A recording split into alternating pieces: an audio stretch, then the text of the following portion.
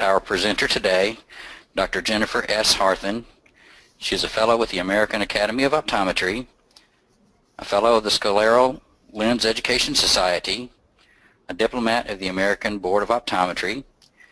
Dr. Harthen is currently an attending optometrist and associate professor, as well as the chief of the Cornea Center for Clinical Excellence in the Illinois Eye Institute, where she works with both students and residents from the College of Optometry. Dr. Harthen is one of the developers of InSight Scleral, the lens we're going to present to you today, along with our valuable information including how easy it is to fit your patients in the InSight Scleral Lens. We'll offer troubleshooting tips and when performing your diagnostic fits. The title for her presentation today is InSight Scleral, the multifocal option to maximize vision and comfort on all corneas. I'm now going to turn it over to Dr. Harthen. Thank you so much for that nice introduction, Steve. Good evening and welcome. We are so excited to be sharing with you information on the InSight Scleral Lens. Our goal is that by the end of the webinar, you feel more confident with the InSight's application for your clinical practice. Here are my disclosures. Some of the objectives for this evening's webinar is we hope that you understand the InSight Scleral Lens design and its applications not only for the regular cornea, but also for the irregular cornea, including keratoconus, pellucid, and post-surgical corneas. We're going to review how to select initial lenses based on patient history. We'll review corneal profile and topographic analysis. We'll review how to evaluate the lens. We'll discuss common troubleshooting tips. And at the end, we'll review clinical cases with anterior segment photography and videography. As we go along, if you do have questions, please write those down, and we will do our best to answer all of those at the end. And as Steve mentioned, if for some reason we don't get to all of your questions, we'll make sure to send you an email with the answers to those.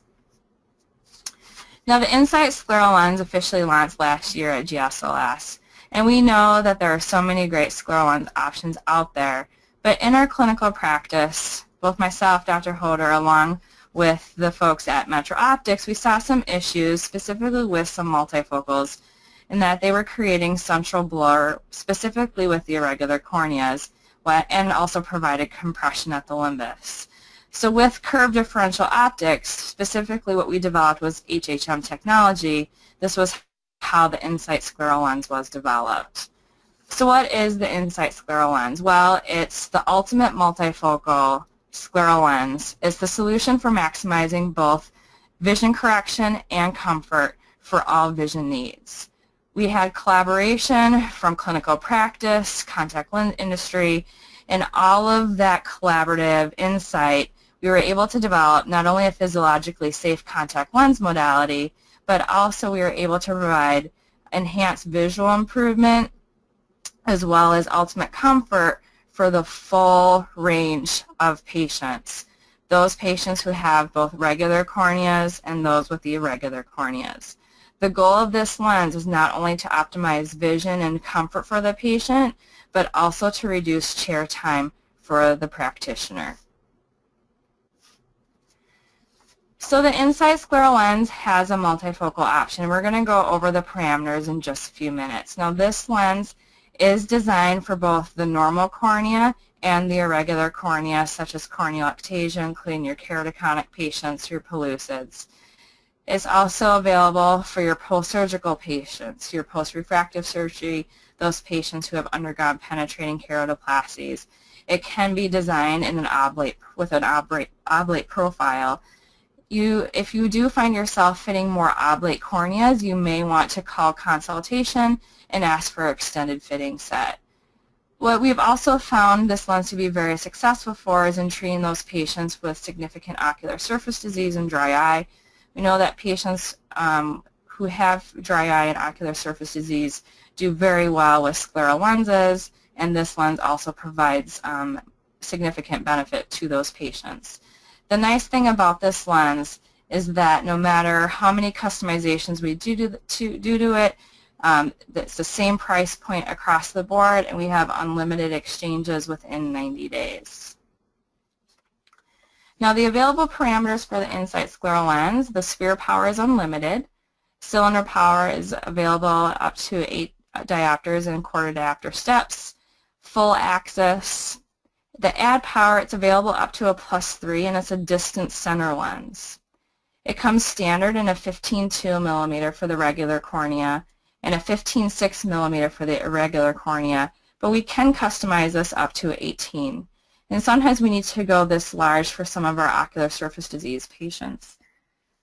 The periphery is standard. We can order it as a flat 1, flat 2, flat 3, a steep 1, steep 2, steep 3, and also toric peripheries.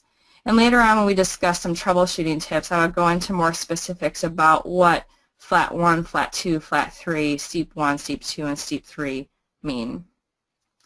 Now initially, and we get this question a lot as well, the InSight's a multifocal, so it's really only for those patients who have presbyopia. Well, I can assure you that the InSight provides benefits beyond presbyopia. It's not just for patients who need multifocals. And we know this because of all the research that's been done looking at computer vision syndrome. Those patients who need computer reading glasses because of digital eye strain. Previous research has reported that 88% of adults spend more than 2 hours per day using a digital device. 1 in 10 people spend 3/4 of their day on devices. And 65% of Americans, regardless of their age, report eye strain. So what does that mean for us? Well, they're going to complain of dryness, irritation, blurred vision, fatigue. Well, what this lens does for those patients, because this lens is a distant center, we're able to introduce some of that low add to help alleviate some of that strain. These patients don't have that central blur because it's a distant center. So this lens isn't just for presbyopes. It can be used for virtually all corneas for all patients. What we're going to do next is go over how we fit these patients. We're going to touch on how we select our base curve, how patients should prepare the lens and insert the lens, how we evaluate the lens, which is very similar to how we evaluate all scleral lenses, what we do to determine the lens power, how we can specify front toric astigmatism correction, and then what we do for the add power configuration. Now we try to simplify the base curve selection as much as possible to make it easy on the practitioner. So we separated it into selecting the base curve for those corneas who are more regular or ocular surface disease, and then those corneas who are irregular, those who have corneal ectasia or post-surgery.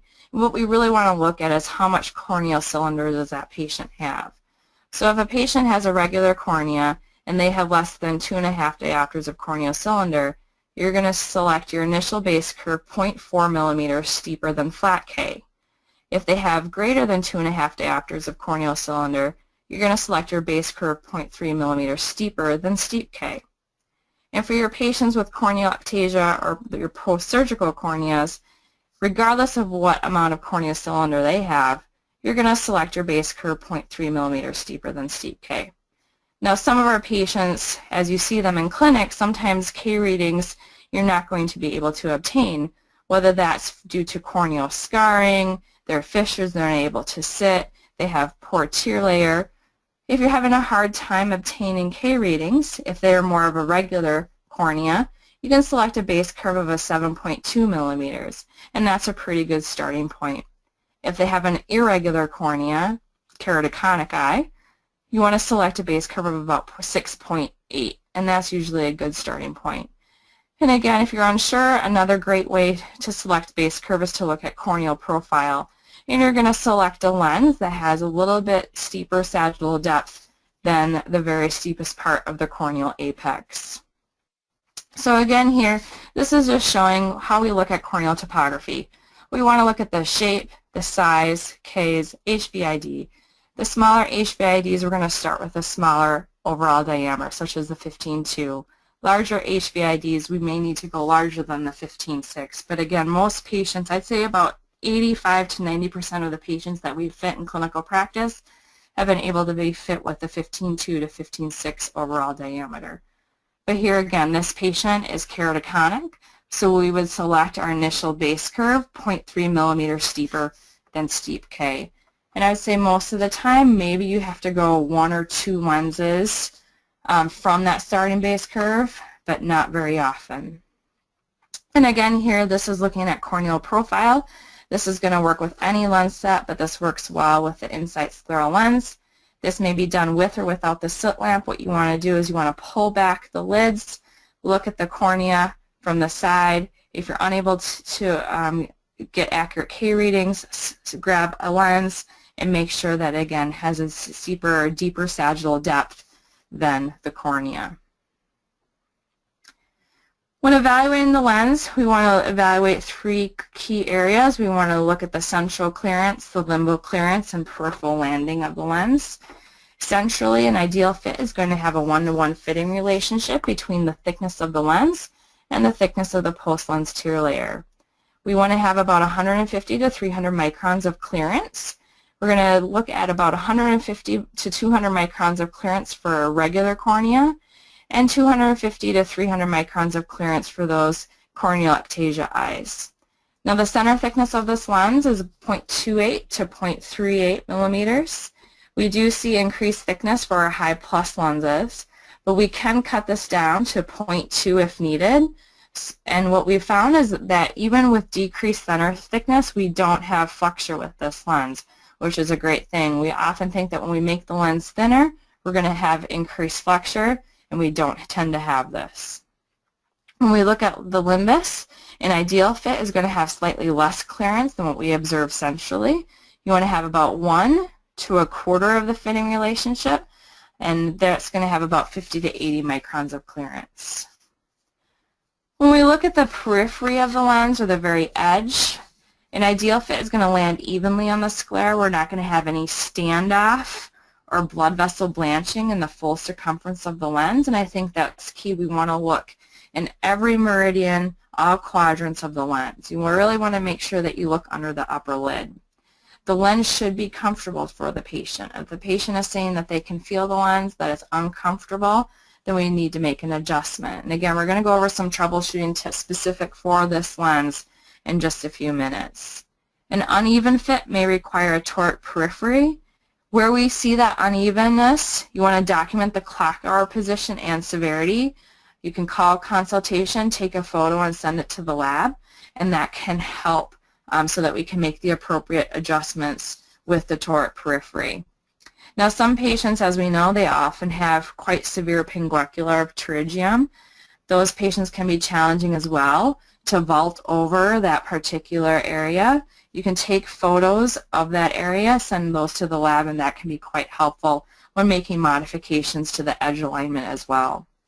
It is recommended that you perform a spin test on every patient. You want to rotate the lens manually with your finger, making sure that it does not catch in any area. The lens should spray freely. If it is catching, then we need to make an adjustment. Now, KW stabilization is another feature of HHM technology that helps stabilize the InSight Scleral Lens on the eye, especially when it comes to correcting for front surface astigmatism compensation. The lens is adjusted in particular regions other than the very edge of the lens, and because we're adjusting for this other than the edge, this is what allows us to reduce the thickness of the lens. KW stabilization can also be used on presbyopic compensation as it adds magnification, especially in add powers at plus 1.5 diopters and greater. This method of stabilization, which is unique to this lens, also adds a high definition feature for distance compensation of astigmatism by reducing aberrations on eye, and this again allows for decreased central blur for those patients. When we're ready to determine the lens power, when we've achieved an appropriate fit, we want to perform a sphere-still overrefraction. If your patient is seeing quite well with just a sphere overrefraction alone, incorporate that in. Make sure that you vertex convert if needed. If you need the sphere-still again, you can add in that front toric correction. Again, there's no additional charge for that. The InSight Scleral Lens can be ordered with an add power of up to +3. Again, remember it's a distance center. You want to specify the add and pupil size for each size. And you also want to make sure to measure the pupil size in both normal and dim illumination. and report both of these to the lab when ordering, especially if there is a difference. And then again, remember that the InSight Scleral Lenses can be ordered with an oblate profile for those post-surgical cases. And again, if you do find yourself fitting more of these, you can ask for an extended fitting set. The power for ads is produced, again, using curved differential optics, which is another feature of the HHM technology. The ad power is not in the center of the lens, but it begins at the margin of the central distance zone and increases in power similar to a progressive additional lens, spectacle lens. And this, again, helps achieve great vision for those patients. It's available up to +3, and you can customize this for all corneas. It's not just for those regular corneas, just for regular astigmatism. You can order a +3 ad for a keratoconic patient. You can order a +3 ad if you need to for a PK cornea. So the feature with this HHM technology, the way that we've used the computer to mathematically put in those curved differential optics, we've been able to put in the ad power for all different corneas, which is a great feature. So who are great candidates? Well, essentially anyone. Patients with irregular corneas, those patients who are post-eye drops, keratoconic, very uneven grafts, post-LASIK and refractive surgery. What this lens does is it allows for increased wearing time, reduced corneal staining, and improves our overall vision. We've talked a lot about keratoconus, refractive surgery, penetrating keratoplasty, and even regular corneas. But we all know, too, that scleral lenses are great for ocular surface disease. This lens, we've done several case studies looking at using this lens for patients with severe dry eye from Sjogren's syndrome, Stevens-Johnson syndrome, graft versus host disease.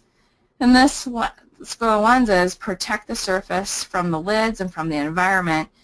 Scleral lenses can be instrumental in reducing further damage, as it serves as a tear reservoir to allow corneal healing and improve vision. Now, when fitting scleral lenses for ocular surface disease, these patients can be quite frustrated because they've tried essentially everything. So it's important to educate them that these lenses will help mitigate their symptoms, but they are not curative. So let's take a closer look here at the evaluation. Again, we want to evaluate the 3 key zones, the conjunctiva, limbus, and the central cornea. Now, the conjunctiva should look like a well-fitting soft lens. We don't want to see any drag or blanching. It's suggested that you bump up your mag to 16 or 25x. You want to look for blood flow in the conjunctival vessels. You also don't want to see any impingement. The lens shouldn't compress or dig into the conjunctiva. If you have an anterior segment OCT, that can help look for impingement. It is also preferable that we don't have any conjunctiva pulled up under the lens, which is also known as conjunctival hooding. Now, some patients will have normal conjunctival chalasis or loose conjunctiva, and getting some pulled up under the lens will be unavoidable no matter what we do. We want to watch these patients closely. You want to make sure that you don't see any signs of hypoxia or neovascularization, and if we are seeing signs of this, we want to change the fit. And usually this is done by decreasing the sagittal depth, specifically at the limbal curve, and adjusting the scleral haptic curve. You want to look for indirect view of the edge. If we're seeing shadows, that may indicate that we have liftoff.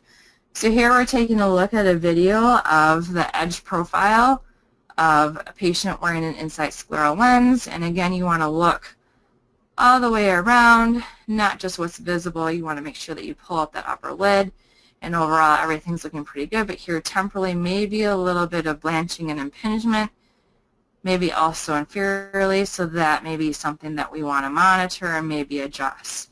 I would advise not only taking a look when you dispense, but when you see these patients back for follow-up, take the lens off and stain the eye, and if you see any areas of fluorescent stain on the eye, that indicates that our fit is not quite right.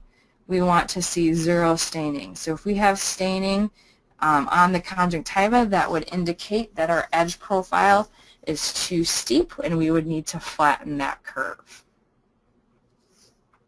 Taking a look at the limbus we want to have that cleared.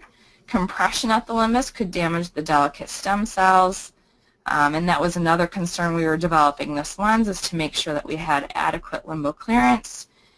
When you observe the limbus, you can observe with an optic section and with fluorescein. When you look with an optic section, you should be able to perceive clearance, and overall the fluorescein should obscure the pattern, and again you can use OCT, but again it's not needed. Centrally, it is helpful to observe the central pattern with fluorescein. It's helpful to determine relative clearance in comparison to the limbus. And if you are filling the bowl with fluorescein during the fitting process, the pupil should be slightly obscured. When evaluating with optic section, the central area of the lens should align with the cornea. Again, the goal is about 150 to 300 microns of central clearance, depending on the regularity or irregularity of the cornea. Again, goal is 1-to-1 fitting relationship between the lens thickness and post-lens tear layer. Now here with this video, you can see that we don't have enough central clearance, and we always want to keep in mind when we're fitting the lens, account for how that lens settles on the eye. With settling, this lens will rub on the cornea, and the patient's going to complain of discomfort. So taking a look here, centrally maybe not enough, and at the limbus we hardly have any. So we want to increase the vault, increase the sagittal depth here overall, and that would improve the fit. It's important to also look for tear exchange. A push-up test should allow some movement of the lens. These lenses, just taking a look, when the patient is looking straight ahead, the lenses should not move on the eye. But when you indent on the globe at the edge of the lens, it should create a small bubble. If using fluorescein, you should see it flow under the lens.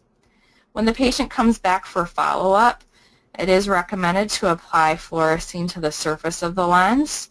And as you do that, you should see fluorescein come up under the lens within 5 to 10 minutes. If that is not happening, then that means that our scleral curve, our peripheral edge, is too steep, it's too tight, and we need to make an adjustment. We had mentioned earlier about performing a spin test. We do advise performing a spin test on every fit that you do. You want to rotate the lens, position your finger at the 6 o'clock position, and spin the lens. The lens should spin freely, and it should not catch on the conjunctiva. Now here you can see that the lens is slightly catching. So what we would do here is flatten the scleral haptic, order a toric scleral haptic, and in some cases we may need to also increase the overall diameter. We had also mentioned lens settling. Now lenses settle anywhere from 50 to 150 microns depending on the softness of the conjunctiva. And this is going to vary from patient to patient. It's important when we're scheduling follow-ups for these patients that you educate the patient to come in with the lenses on for 2 hours minimum. And we want to bring these patients back in 1 to 2 weeks for their follow-up. It is important to use fluorescein, as we had mentioned previously. You want to see how long it takes for fluorescein to get under the lens. You also want to take off the lens and use fluorescein. Make sure that you don't see any staining of the cornea or conjunctiva. If we have presence of any fluorescein staining on the surface of the eye, we need to adjust the fit. The goal is a white and quiet eye. The goal is to have no to very minimal stain. I think one of the most intimidating factors for patients is the application and removal of scleral lenses. Metro has come out with a great insertion and removal video for patients. You can check that out on their website. Now there are many tools patients can use for lens application. When teaching them how to insert the lens, it's important for them, again, to tuck their chin to their chest, look straight down. They can use a DMV suction cup, the tripod finger method, dental band, and for lens removal, they can use a smaller suction cup, and it also is important to teach them how to use the two-finger method or use their finger with their lower lid to take the lens off. I find that it's important to teach them how to use their fingers to remove the lens if for some reason they don't have their suction cups with them and they get in some sort of bind and they need to remove their lens. But again, check out the lens application removal video. They did a great job with this. Now, there are many things that patients use to apply their scleral lenses. When applying the lenses, it's important that they completely fill the lens so that it's almost overflowing. When handling the lenses, it's important that the patients wash their hands and use a lanolin-free soap. If patients are using soap that contain lanolin, that can coat the lens, and that can contribute to maybe patients having more deposits or fogging of the lens. Everyone is familiar with the saline nebulizer vials, the sodium chloride inhalation solution, and PureLens are actually off-label indications for filling the lenses. Lacropure does have FDA approval for scleral lens application. Some patients also will use preservative-free artificial tears to fill their scleral lenses with prior to application. What I have found to be helpful for those patients who are having a hard time with initial scleral lens application, who tend to get large insertion bubbles, is to use a more viscous solution such as Celluvisc that will help so that they don't have excess spillage over the lens. So here you can see this is actually one of our work study students at the college. She is a +8 and also has some binocular vision issues. And we had talked to her about the lenses. She does a lot of our lens verification when they come into the clinic. And she had wanted to try them, and she's been wearing them now successfully for about the last 4 months, doing very well. But you can see she's looking straight down, chin to the chest. And again, I find that some patients have a hard time, and even sometimes with practitioners a hard time. You don't want to have any hesitation when you're applying the lens to the eye. If you hesitate, that's when we tend to see insertion bubbles. Those of you who have listened to Dr. Lynette Johns present, especially when fitting kids, you want to put them into what's called the headlock of love. You really want to control the patient's head when inserting the lens. What I think is fantastic is that Metro now has scleral lens kits available that you can order when ordering your lenses, and these are nice little kits put together that has solution, a large scleral lens case, Lacropure, and Progent. So these are great kits that the patient has everything all together. It has large suction cup, small suction cup, but these can be purchased at the time of the order of the lenses. You can also purchase additional supplies through the Medicon web store link on Metro's website. But this is a great feature that everything's all together so that compliance isn't an issue, that patients know what to get for taking care of their scleral lenses. Now, scleral lens removal can also be somewhat intimidating. They're usually removed using a smaller suction cup. It's helpful to sometimes moisten with solution the suction cup, and you want to apply it just below the line of sight. If you go directly at the line of sight, it's going to feel like the entire eye is coming off, and the patients are not going to like that feeling. Again, you can use your finger or thumb with the lower lid to help release some of the suction. Again, this is our work study. Again, lower line of sight. She pulled down her lid. She does it very quickly. And you shouldn't have any problem removing this lens. If you have a hard time removing the lens, or if you have a red ring around the eye after the lens is removed, that tells us that the lens is probably too tight around the edge, and we need to make an adjustment. So now that we've discussed the lens design a bit, its parameters, the lens evaluation, let's go over some common troubleshooting tips that we see with scleral lenses in general, and then we will go over some troubleshooting tips specifically for the InSight Scleral Lens, and then we will finish up with some cases. So here are some common problems that we see with scleral lenses in general.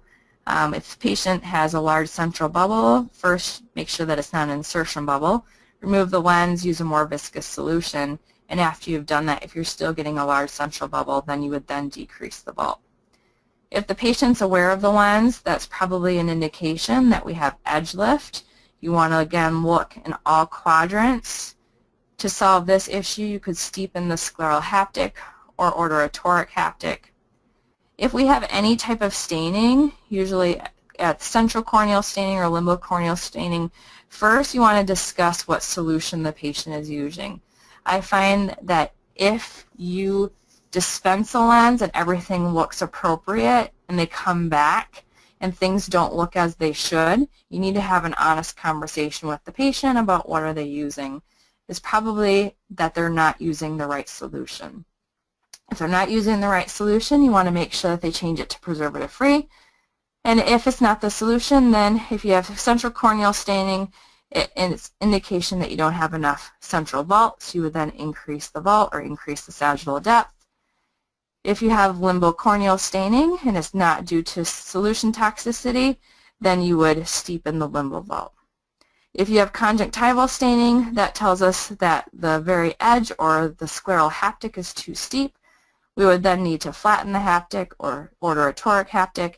And if a patient's complaining of reduced vision, one, perform an over-refraction, take a look at the surface, and if we need to change or account for that over-refraction, we can reorder the lens.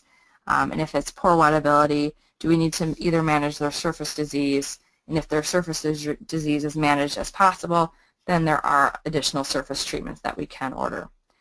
I would add a couple of other tips here. For highly cylindrical corneas, you may want to consider a slightly steeper periphery or a deeper limbal curve to help assist with centration. If you have very small corneas, you may need a smaller lens with a steeper peripheral design with this lens to start with. For very large corneas, we might need a larger overall diameter than that 15/6 with a flatter edge profile. And for these corneas that aren't the norms, I would highly suggest discussing with consultation. And this week at our clinic it's been a little bit strange, but I would highly encourage, before you make any changes to the lens, if the lens is fit appropriately at dispense and the patient comes back and they're having some issues, verify that the patient has the correct lens on the correct eye at follow-up. I can't tell you, we had several patients this week who had switched their lenses. And it saved a lot of time just taking a look. We saw, oh, yep, that dot is on that left eye. And just by switching the lenses, it solved a lot of time, a lot of problems. Now, one of the most frustrating and a very commonly encountered problem with fitting scleral lenses is poor surface wettability. It decreases vision, it diminishes lens comfort, increases chair time, and it increases patient costs. It's very inconvenient for patients to constantly remove and clean their lenses throughout the day. So what can we do about this? And who are the patients at risk? Patients at risk for poor surface wettability are those patients with ocular surface disease, those patients who have exposure, ocular rosacea, meibomian gland dysfunction. So a lot of times we will recommend rewetting drops, increased blinking. You can recommend that the patient do a windshield wiper procedure where they take a sterile cotton tip applicator, moisten it with preservative-free artificial tears, and wipe their front surface of the scleral lens. They can also squeegee the front surface of the scleral lens with a small suction cup. Patients may need to remove, clean, and reapply the lens throughout the day.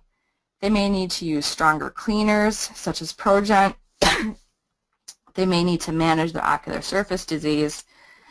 And I'm sure that some of you have probably heard now about HydroPeg, a surface treatment.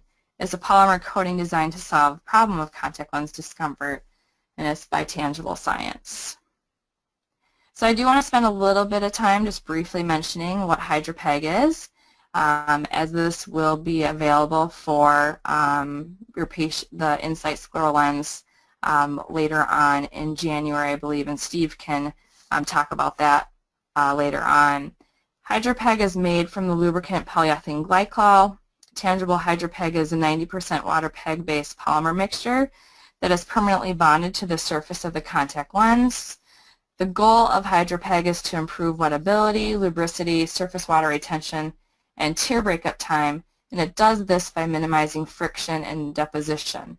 It recently was FDA approved, and you'll be hearing more about this in early 2017. So what's unique about this is that it's different from plasma in that a distinct bulk layer of polymers encapsulate the lens, while plasma alone only modifies the existing lens material.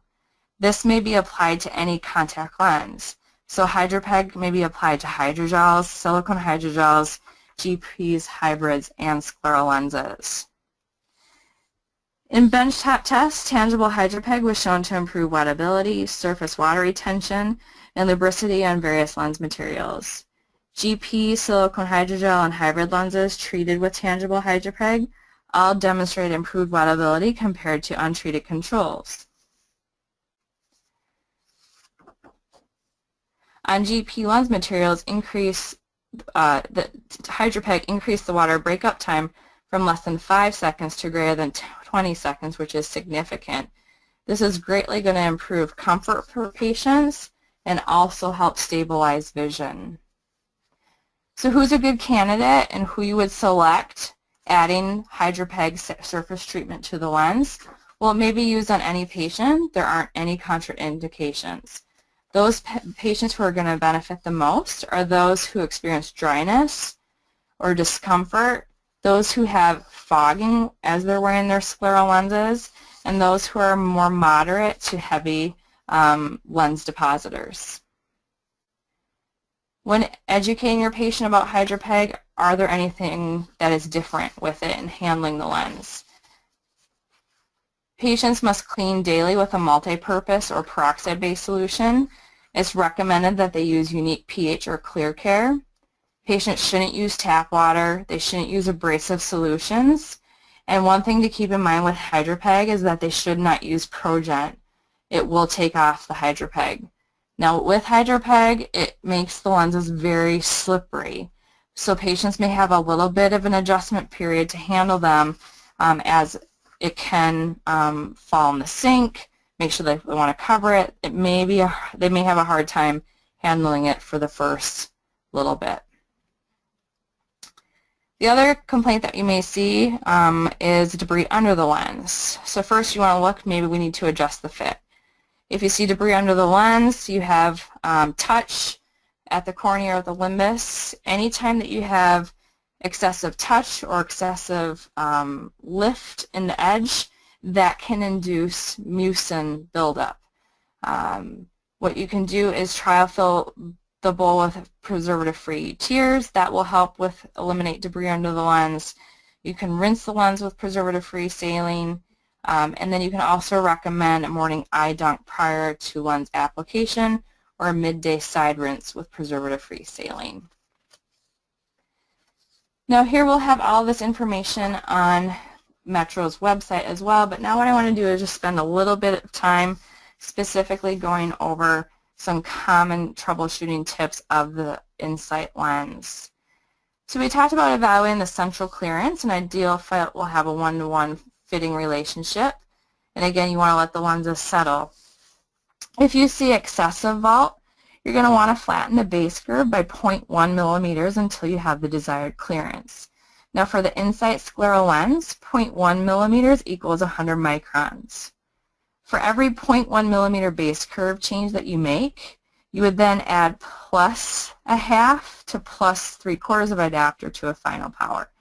Now that plus a half is going to be more for your normal corneas, and that plus 3/4 of adapter is going to be for your keratoconic patients. And again, as we had mentioned before, if you have a very large bubble, it's usually an insertion bubble.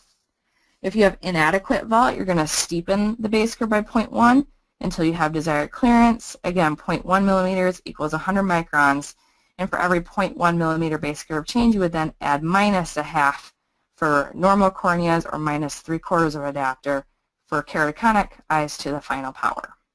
So let's go through a couple of examples.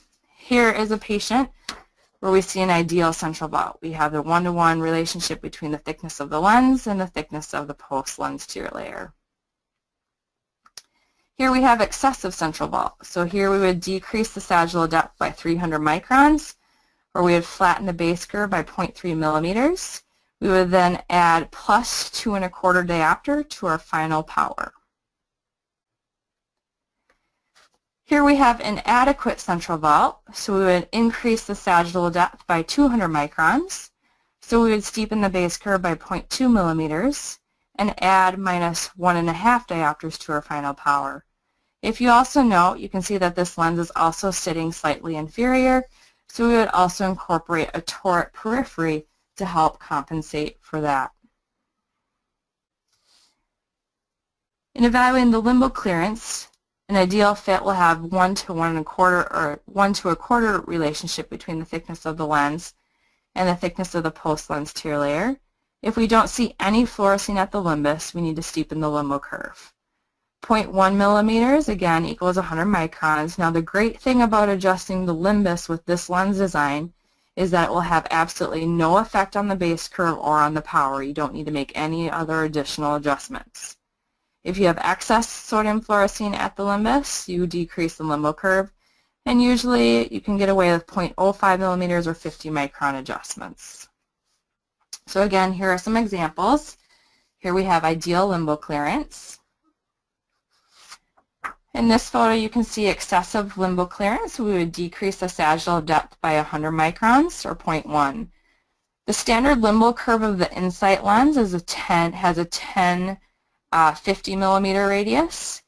So what we would do here, our new limbal curve would be 10.6.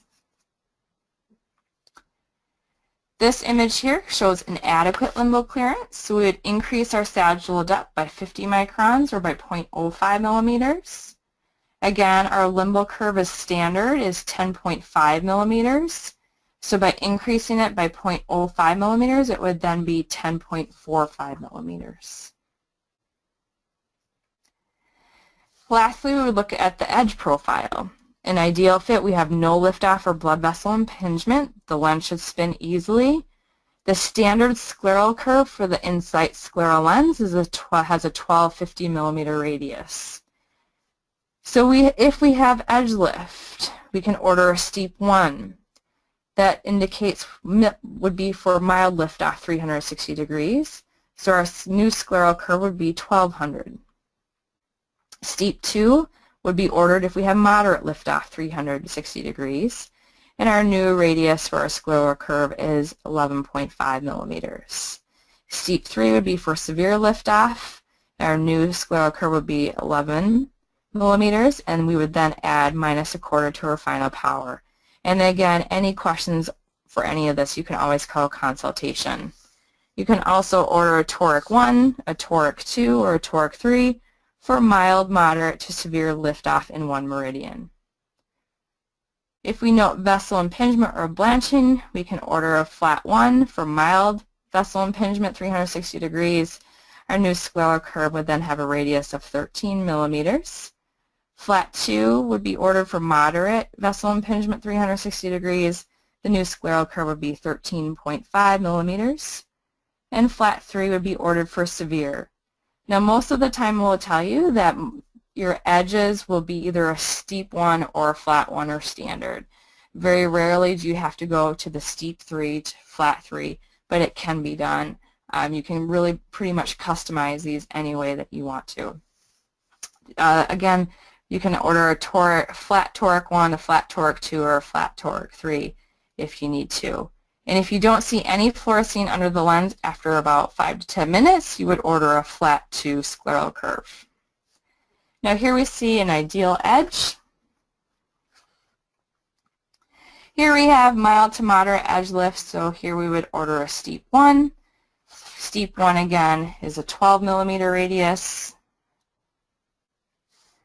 Here we have vessel impingement and blanching, so we would order a flat 1, which has a 13 millimeter radius. Here are more troubleshooting tips that we have already discussed. We talked about lens awareness. It's usually due to edge lift. Lens fogging. Make sure that you don't have too much clearance. We would flatten the limbal curve if we had too much clearance. Recommend enhanced cleaning system. Recommend surface treatments. If we have corneal staining or we have limbal corneal staining, make sure that patient first is using the correct solution, and then you would adjust the vault accordingly. And again, all of these are posted online. If you have conjunctival staining, the edge is too steep, start by ordering first the scleral curve as a flat 1. And if the patient has poor vision, perform a sphericil over-refraction, and you would then order your front toric astigmatism compensation with KW stabilization. We're going to finish up with just a couple of cases. So the first case is a 44-year-old patient who presented for a contact lens fitting. He was diagnosed with keratoconus over 15 years ago. He currently wears piggyback lenses, and although they provide adequate comfort and vision, he does not like handling two separate pairs of lenses. His medical history is remarkable for asthma, sleep apnea, and he uses an inhaler as needed and a CPAP machine regularly. His vision through the piggyback system is 20/50ths and 20/40ths. And here you can see that he has a higher amount of myopia. Now here you would think he's keratoconic, he should have more astigmatism. I will tell you that he probably does. Through the refraction, not great vision. One thing you'll notice here as well is that this is not the most accurate topography. When you look at the astigmatism, it's showing that he only has 2.5 diopters of corneal astigmatism, but again, this is not an accurate reading. So to select his initial base curve, we actually fit him based on corneal profile. With this topography, we're able to get a much more accurate representation, and here it's showing 11.92 diopters of corneal astigmatism. So we selected our initial base curve, 0.3 millimeters steeper than steep K. And here are his lenses. We have a great one-to-one fitting relationship. Patient very, very comfortable. You can see that we have 330 microns of clearance with settling, what came down to about 290. The one thing that you'll also notice by the arrows up top is that we have impingement. The edge is very steep, and we're getting conjunctival hooding. So what we did is we decreased, we flattened the limbal curve, and also flattened the scleral curve to eliminate that.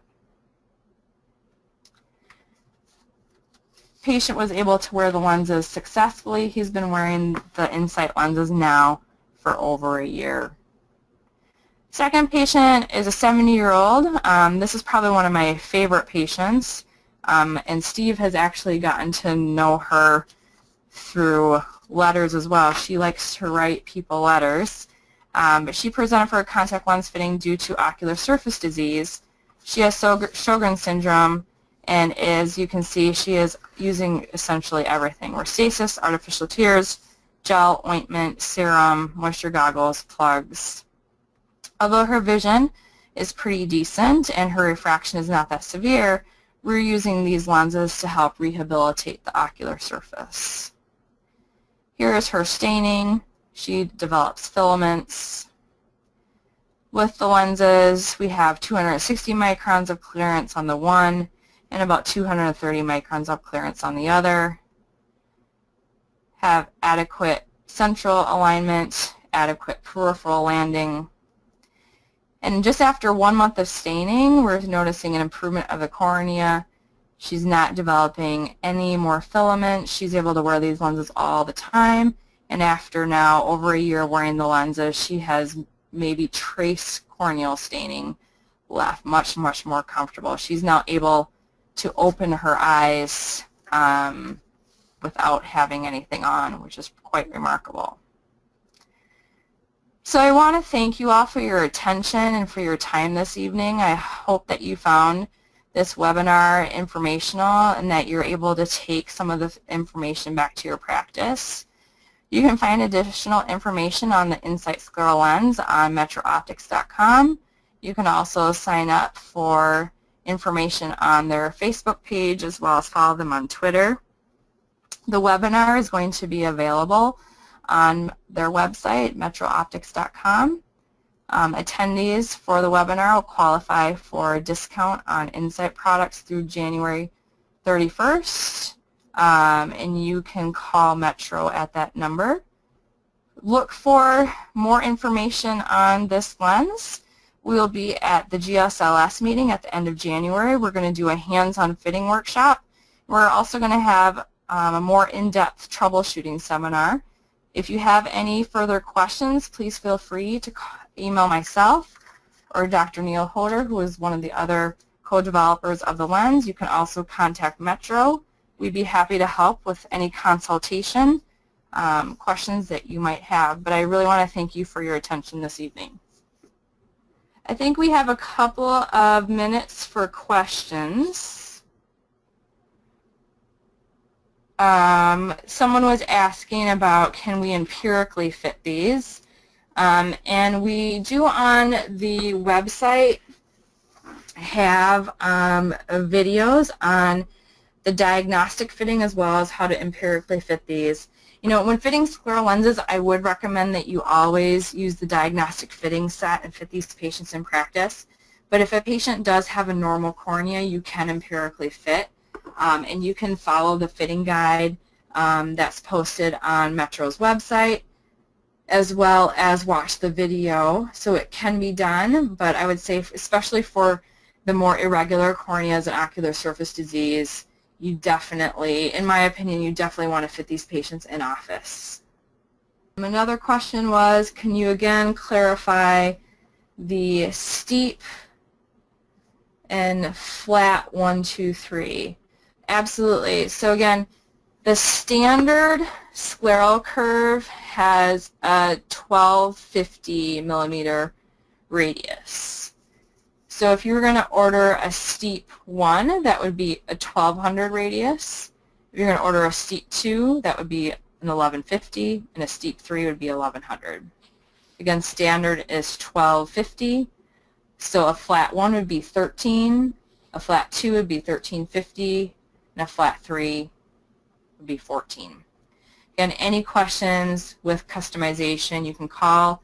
There's no additional cost for any customization. Okay, I see one here, Jen. It is, what happens if I fall asleep with the lens on? So that's a great question. We get that a lot. You know, it's interesting because we use the scleral lenses a lot to heal the surface, and we have some patients who are wearing these extendedly, but it's not recommended. If a patient happens to fall asleep with them, not the end of the world, but it is encouraged that these patients do not sleep in these. Okay, so it's okay to take a nap in them, but not to sleep in them. It would be, encourage them not to sleep in them, period.